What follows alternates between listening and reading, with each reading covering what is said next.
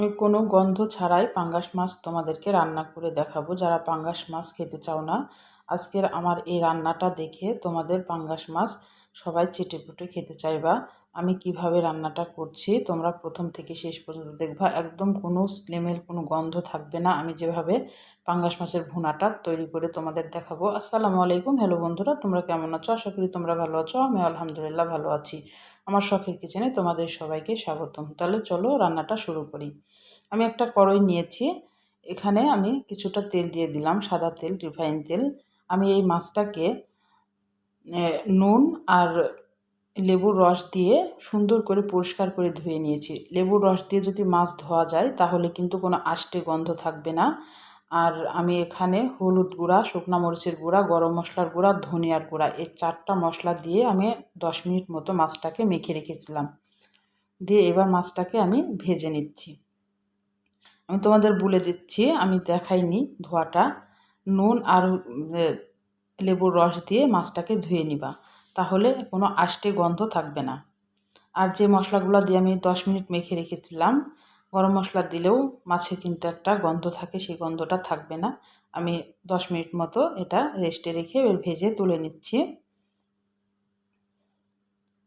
লাল করে ভেজে তুলে নিচ্ছি।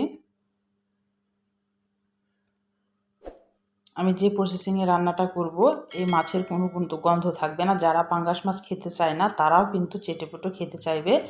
তাহলে তোমরা দেখতে থাকো। আমি এখানে হাফ কাপ পেঁয়াজ দিয়ে দিলাম তেলের সাথে। কুচি করে নিয়েছি পেঁয়াজটাকে। এবার পেঁয়াজটাকে আমি লাল করে ভেজে নেব।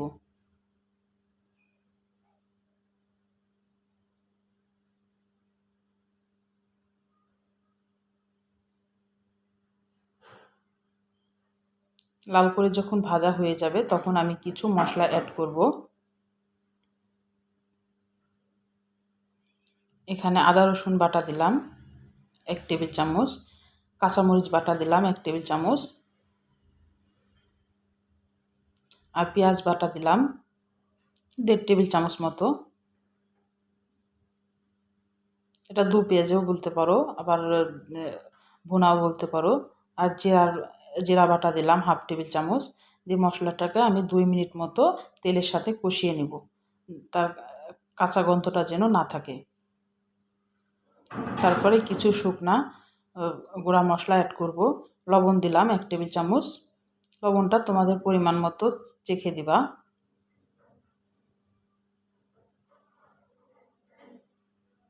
এবার এখানে গুঁড়া মশলা নিয়েছি, শুকনো মরিচের গুঁড়া, হলুদ গুঁড়া, ধনিয়ার গুঁড়া, গরম মশলার গুঁড়া 1/2 টেবিল চামচ করে নিয়েছি সব। লাল মরিচের গুঁড়াটা 1 টেবিল চামচ নিয়েছি। একটু ঝাল ঝাল ভালো লাগে ভুনাটা। দিয়ে একটু পানি দিয়ে মশলাটাকে এবার কষিয়ে নেব ভালোভাবে।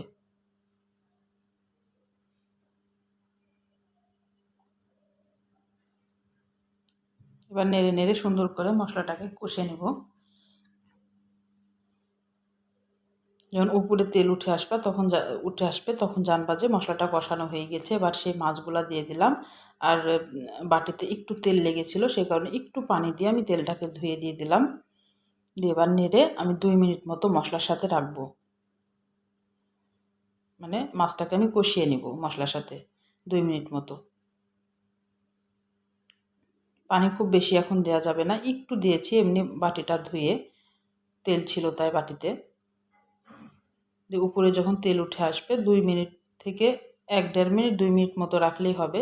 বোঝাই যাবে তেলটা উঠে আসবে, মাছটা লেগে যাবে, লেগে আসবে, তখন ঝোলের জন্য পানি দিয়ে দিতে হবে। আর মাছটা এভাবে একটু কষিয়ে নিলে আবার মশলার সাথে, তাহলে কিন্তু আরও বেশি ভালো হয়।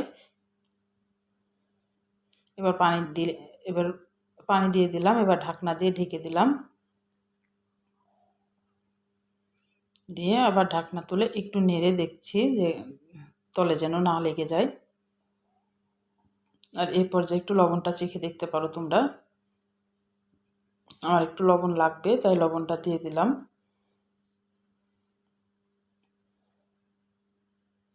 এভাবে একবার ভুনা করে খেয়ে দেখতে পারো বন্ধুরা, অনেক মজা লাগে। যারা পাঙ্গাস মাছ খেতে চাও না তারাও কিন্তু খেতে চাইবে। একবার তোমরা তৈরি করে পরিবারের লোককে দিতেই পারো এইভাবে। আমি একদম ভুনা করব, দু পেঁয়াজের মতো করব। এভাবে এখন আর কিছুই করা লাগবে না, ঝোলটা একদম টেনে আসবে, তখন এটাকে নেমে নিতে হবে। একটু মাঝে মধ্যে আমি নেড়ে দিচ্ছি, যেহেতু মশলা তলে লেগে যেতে পারে, এই কারণে একটু নেড়ে দিচ্ছি। এই যে আমার উপরে তেল উঠে এসেছে, আমার এখন মাছ ভুনাটা হয়ে গেছে। আমি একটু সার্ভ করে তোমাদেরকে দেখাই দিচ্ছি পরিবেশন করে। তাহলে আমার রান্নার যদি কোনো অংশই তোমাদের ভালো লাগে, প্লিজ আমার চ্যানেলটাকে সাবস্ক্রাইব করে দিও, একটা লাইক দিয়ে রান্নাটা দেখা শুরু করো, আর ছোট্ট একটা কমেন্ট করে জানাও আমার রান্নাগুলো কেমন লাগে। তোমাদের একটা কমেন্ট, একটা লাইক আমাকে অনেক উৎসাহ করে, আর বেশি বেশি করে শেয়ার করে দিও বন্ধুদের মাঝে, আর পাশে থাকা বেল আইকনটা প্রেস করে দিও। আমি যখন এরকম নতুন নতুন রেসিপি তোমাদের মাঝে হাজির করব, তোমাদের কাছে যেন আগে নোটিফিকেশনটা চলে যায়। কালারটা দেখে বুঝতে পারছো কত সুন্দর লোভনীয় লাগছে। তাহলে আজকের মতো বিদায় নিচ্ছি, আল্লাহ হাফেজ।